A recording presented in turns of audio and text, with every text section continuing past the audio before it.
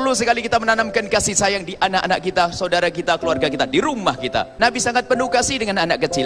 Sampai dikatakan kalau Nabi SAW kalau melewati anak kecil, beliau bersalam kepada anak kecil. Kata Sayyidina Anas bin Malik, anak kecil dianggap oleh Nabi. Kadang-kadang kita sombong kalau sudah menjadi orang besar, besar model apa saja pokoknya, apakah seorang pengusaha besar atau ustadz besar. Kadang sudah lupa dengan anak kecil, kalau anak kecil adalah juga anak manusia. Dan dia bakal menjadi orang yang besar suatu ketika. Mana kasih sayang kita kepada anak kecil?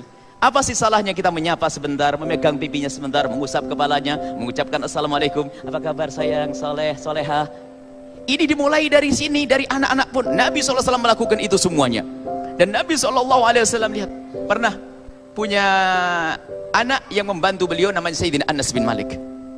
Sayyidina Anas bercerita, aku itu membantu Nabi itu waktu kecil dulu. Ceritanya beliau cerita sudah besar. Ya karena saya anak kecil, waktu saya bersama Nabi SAW lagi bersama beliau, saya ngelihat anak kecil lagi bermain. Karena saya anak kecil, saya main dengan anak kecil, lupa kalau saya lagi nemeni Nabi SAW. Nabi mencari, setelah dicari, kata Sayyidina Anas bin Malik, aku lupa kalau aku dengan Nabi Muhammad. Tiba-tiba di saat aku bermain dengan anak-anak, tiba-tiba ada orang yang menyekap mataku. Setelah ada orang menyekap mataku, aku sadar kalau ini adalah Rasulullah SAW. Kemudian ditanya Anas, bagaimana kau tahu kalau ini Rasulullah?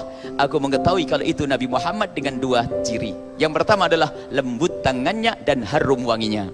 Artinya apa? Lihat, Sayyidina Rasul SAW melihat Anas main, bukan dimarahi di sini, malah diladeni sekali. Memang umur main. Ini dengan anak kecil pun Nabi seperti itu.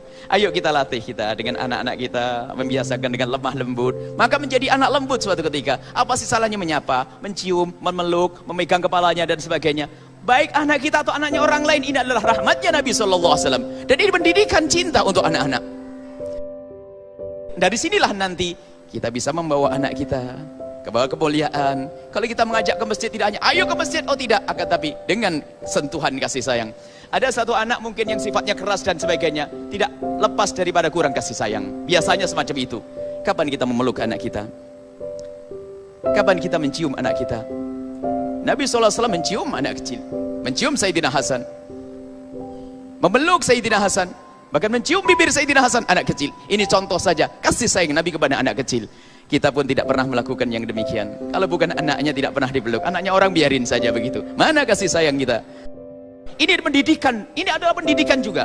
Kedepannya anak ini akan mudah menurut kepada apa yang kita inginkan. Dari kebaikan-kebaikan yang akan kita ajarkan kepada mereka. Membawa ke musola, mengajarkan sholat, mengajarkan ilmu yang lain adalah dengan kasih sayang, dengan cinta. Inilah pendidikan yang diajarkan Nabi SAW.